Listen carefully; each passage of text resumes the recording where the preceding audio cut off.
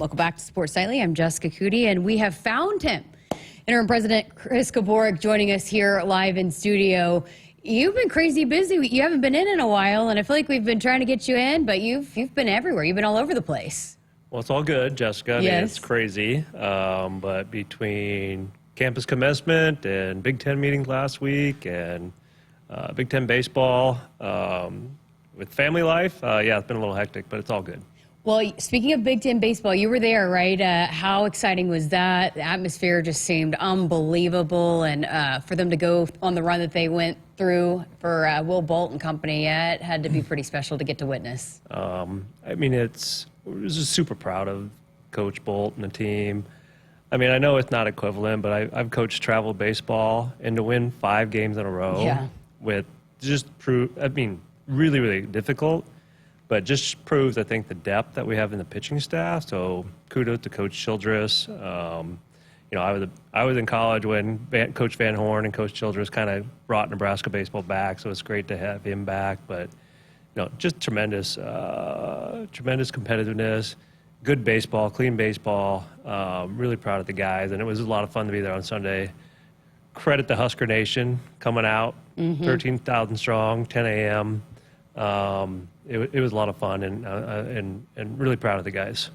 Certainly, I don't want to forget to mention Rhonda Revelle and Husker softball. She's been putting in some work in the transfer portal. Women's College World Series just started today. She's putting together a squad that we might be talking about Oklahoma City in a year. Again, can't equate, you know, my travel baseball coaching experience, but I've never seen a run of injuries like Coach Revelle and the team had to deal with, and to still be as competitive as they were with that many starters out of the lineup just, I think, proves what kind of coach she is. She's the GOAT. She's a legend, and it was still fun to watch them. And I'm personally so excited to see what they do next season when they get some of these kids back, and with the signings that they announced this week. You know, I'm a big baseball, softball guy, and I can't wait till next season to see what they do on the field. We haven't had you on either, I don't think, since track and field won a Big Ten title. And Justin St. Clair, they've got 19 student athletes that are going to be competing at the NCAA championships. They're just bringing back all kinds of hardware back to Lincoln. I mean, and again, just, you know, not just a one and done. I mean, this is a consecutive years of success, and so proud of the track and field team. You know, they had a great season. They've done it for a long time, and I mean, just overall, what an incredible. I mean, I was talking to some of our athletic staff, and just the entire season, starting in the fall with football. I think we're all feeling good about the momentum, but volleyball, obviously, and women's soccer, carried on to the winter sports, and what men's and women's basketball and wrestling, and now in the spring with track and field, softball. I mean, what a great year we had in Husker athletics, and kudos to all our coaches, to all our student athletes, all the staff, for all the time and effort they did. It's good to see them get rewarded. Speaking of volleyball, had some big news yesterday as new contract for Coach Cook. He's going to be able to get a pretty special new horse out of the deal. Any updates you can add to that? The first time I've seen a contract where we're looking to buy a horse out of that. So kudos to Coach Cook. I mean, Coach Cook is a legend in the sport, and we're just glad that he wants to be a Husker for as long as he wants to be here, a long time, and glad we got that deal done. Kudos to Troy, Dannon, and Coach Cook coming to agreement, but well deserved. Coach Cook can't, again, another season. I just can't wait to see what those young women do next season. Really fired up for them, but congratulations, Coach Cook. We want to be a Husker for a long time, and glad we got that done. We had him on last night, and he just kept going back to, I think one of the reasons why he wanted to make sure and have the horse in the contract was to be able to mention the folks that he met out in eastern Nebraska and the folks all across the state. You're from Nebraska, and you've talked a lot about your pride of the state. It's going to mean a lot to you that's important to him to want to recognize people across this great state. I mean, it really is. I mean, I think if I remember, Coach Cook's from California, native, and for him to really become a Nebraskan, I mean, he's like, and I gotta, when Troy told me they got the deal done and about the horse, and I'm like, this is Nebraskan. Nebraskans are going to really embrace this. He's not just looking for money; he wants to go buy 415, but just love the passion and the energy that Coach Cook has for Nebraskan, and like I said, we're just really super excited that he's our coach. We recently wrapped up commencement all across the state of Nebraska, and it was a record-breaking day for the athletic department here and the amount of graduates, but always a special time, right? I know it was a special day for you. Why is this time so important for you personally? Well, anybody that's in education, and I don't really care if it's K through 12 or higher education. I mean, our why is to help young people develop and chase whatever their aspirations is, but to help them achieve their goals and their dreams. And so commencement is like the closing of one of those chapters. I mean, it was so great to see all, nearly 4,000 newly minted Husker alums in Memorial Stadium. The weather was beautiful, which is always something you worry a little bit about having an outdoor commencement ceremony. But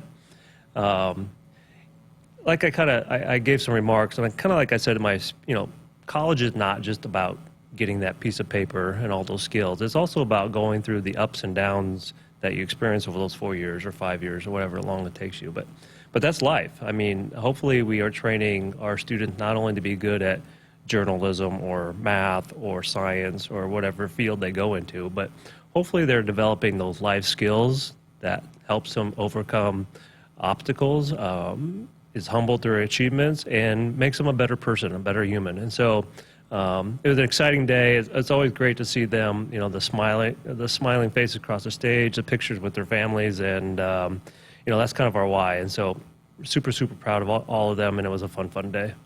So Teacher Appreciation Week was a few weeks ago. You've been spending a lot of time across the state visiting high schools, and we all have a teacher that impacted our lives. I can go, Mrs. Clark, my high school English teacher, but what are you learning from your time spent visiting these teachers and staffs across the state of Nebraska? You go into these schools, and what's so incredibly gratifying, and I think I knew this, but going in and see it, is just the passion the teachers have for their students and helping them, kind of what I said, our why, and getting them helping young people achieve their dreams. And we've been to so many good school systems, rural, urban, small, large, public, private. It doesn't really matter where you go. There's just great teachers, and so just a big thank you to all the teachers out there that are listening, coaches, because they don't get the recognition and the time that they put into these kids' efforts, and they're really serving the call of helping educate the next generation of hopefully Nebraskans, but every school visit we go to, I feel even more better about the future of our state and our young people. So a big thank you to all the teachers out there listening. And I understand you have a story that ties specifically into that right there. Yeah, I mean, kind of like you said, we always think about people that had a big influence on our life, and I can name teachers, coaches that influenced us. And so, but we're really proud of, our Presidential Scholars Program. There's a young lady that's from Lincoln Southeast who's scored a perfect 36, and she wants to be a teacher. Mm-hmm.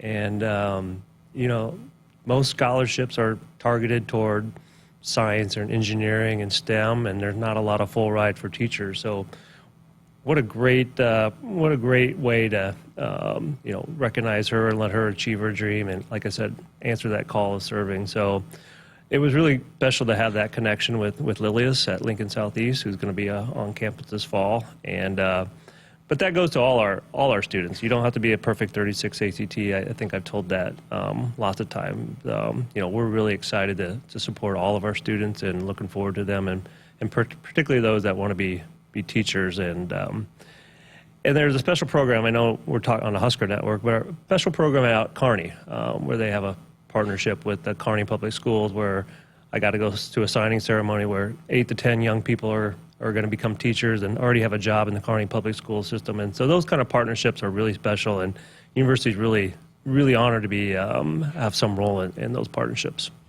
President Chris Kabourek, appreciate your time. We'll look forward to it. You're back again next week, so we'll have some more updates from you next week. Hopefully we'll be talking about a bunch of wins. Yes, yes. Keep bringing those back.